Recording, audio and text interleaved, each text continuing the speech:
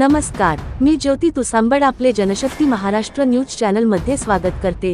प्रधानमंत्री सडक योजनेअंतर्गत सोन्नाखोटा ते खडकी मार्गावरील पुलाची पाहणी करण्यासाठी गेलेले अधिकारी ग्रामस्थांसमोरच खताची वाहतूक करणारा ट्रक कोसळला। यावेळी पाहणी करणारे अधिकारी बालंबाल बचावले। वडवणी तालुक्यातील सोन्नाखोटा ते खडकी असा 9 किमी अंतर असलेला रस्ता प्रधानमंत्री सडक योजनेमधून मंजूर झाला आहे।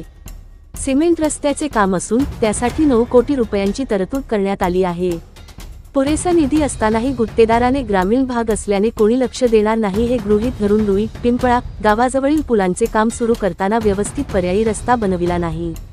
अरुंद व कमकुवत पर्यायी रस्ता बनविल्यामुळे या मार्गावर जड वाहतूक करणे शक्य नसल्याने गेल्या 8 दिवसांपासून खडकीतील विद्यार्थिनींना शाळेत जाणे जमले नाही। या संदर्भात विद्यार्थिनीने कार्यकारी अभियंता एम पाटील यांना निवेदन दिले होते। या पुलाच्या कामाची पाहणी करण्यासाठी कार्यकारी अभियंता पाटील आले असता अरुंद मार्गावरून जाणारा ट्रक त्यांच्यासमोरच पलटला।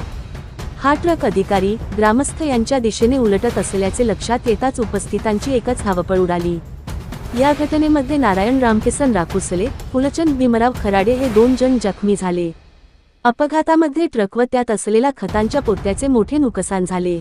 पालकांनी दिलेल्या निवेदनानुसार वडवणी तालुक्यातील सोन्नाखोटा ते खडकी रस्त्यावरील पुलाची पाहणी करण्यासाठी आलो असता माझ्यासमोरच पर्यायी रस्त्यामध्ये ट्रक कोसळला।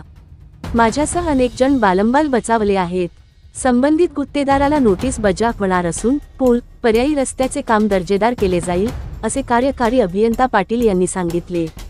पुढील अपडेटसाठी Janshakti Maharashtra news channel subscribe करा, शेअर करा, लाईक करा, बेल आयकॉन दाबायला विसरू नका। धन्यवाद।